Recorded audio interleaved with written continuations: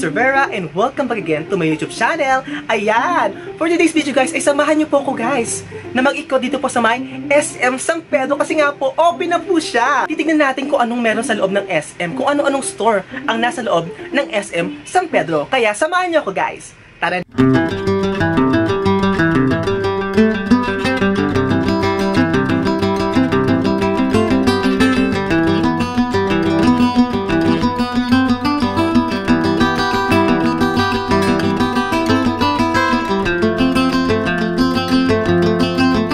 May likod ng SM San Pedro. Bago kayo itour sa looban, itutur ko muna kayo dito sa may labas para makita nyo kung gaano kaganda at kaluwag ang SM San Pedro. At dito nga guys sa ilalim, dito po yung parking lot ng mga motor at mga kotse. Sa kabilang side naman, dito naman nakalocate ang SM Hypermarket na kung saan tapat siya ng PUP San Pedro. Kaya mga ka-PUPians, alam nyo na kung saan magkapalamig. Charot! At ito na nga po ang harapan ng SM Center San Pedro. Diba ang ganda guys? Paskong Pasko ang vibes. Tara na, pasok na tayo sa loob ng SM Center San Pedro. Megis-megis na yung mga insan. Pasok dito sa looban.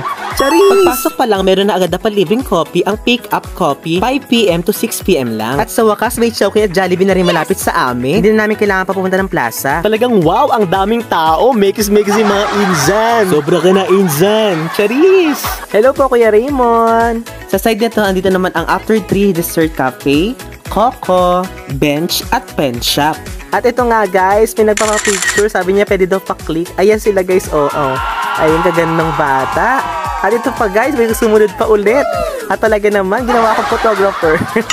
Bumaba na ako ng second floor. At dito nakalocate ang food court at mga bilihan ng mga cellphone. Ang ganda ng food court kasi sobrang lawak niya guys. Hindi na masyado makita kasi sobrang dami ng tao. At nandito rin yung pinakamasarap na halo-halo na Benz. At meron din 16 plates at Turks.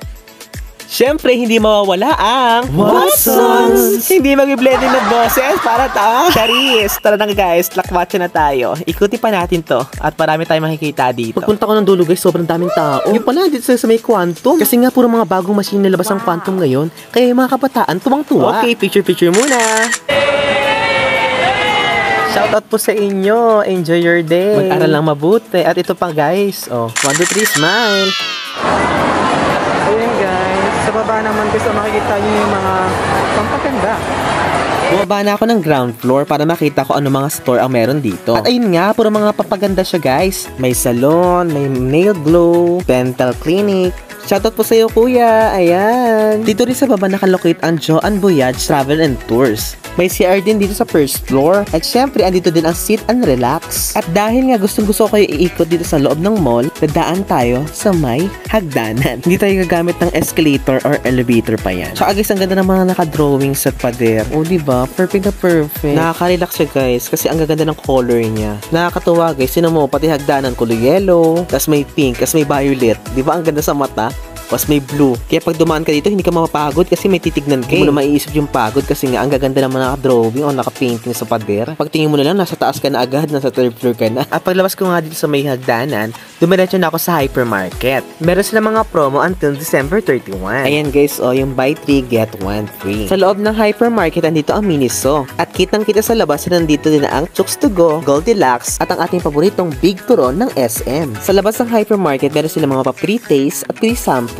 Ayun na nga guys, kailangan ko na umuwi. Thank you very much po sa magsama sa akin. See you in my next vlog. Bye!